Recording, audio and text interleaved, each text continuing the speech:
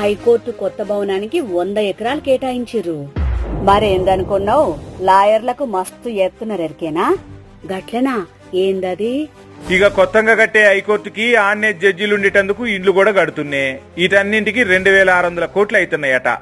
లాయర్లకేం లేవా? ఏ గదేమలా ఎందుకు లేవు?